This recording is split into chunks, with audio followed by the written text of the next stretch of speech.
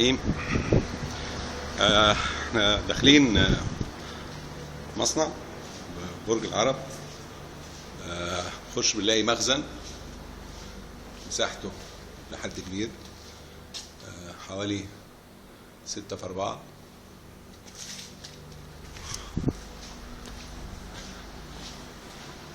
وبعد كده عنبر دوت في المين ماشين بتاعته، مكنة سلك سكرين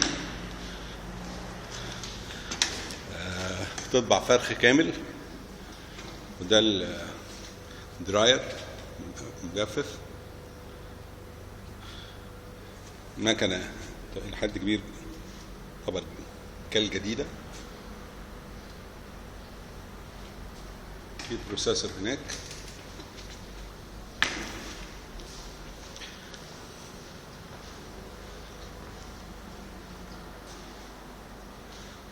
وبعدين في عندنا هنا وحدات مانيوال اللي هي ممكن تشتغل على المقاسات الصغيرة.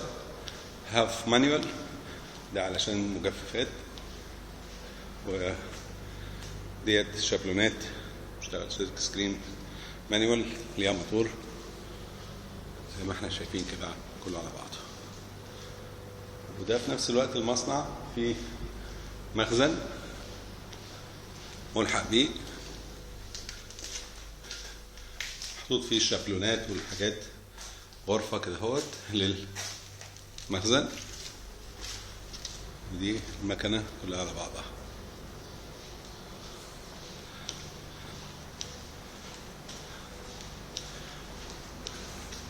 ده العنبر اللي تحت.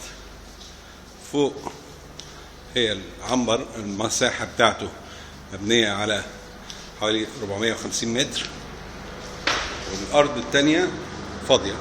يعني المصنع كبير، في حتة أرض فاضية اللي هي نمرة كاملة، اللي هي نص مساحة المصنع فاضية، ممكن تعمل فيها أي حاجة، وليها بابها لوحده. ممكن الأرض تتقسم 2 لو عايز. الدور الفوقاني ده المدخل، ودي الكهرباء بتاعتنا 3 فاز جاهزة، في مية وفي كل حاجة. لما نطلع الدور الفوقاني هنلاقي الإدارة،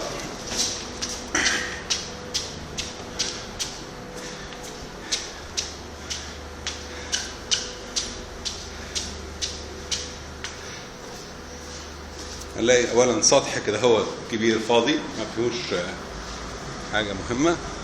في حمام للعمال هنا، ودي المساحة، ودي الجيران حوالينا في البرج. واحنا باصين الناحية التانية بنشوفها من المكتب على شريط القطر، شارع واسع كبير.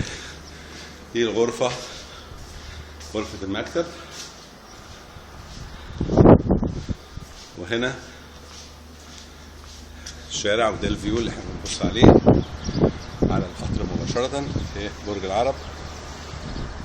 المنطقة التانية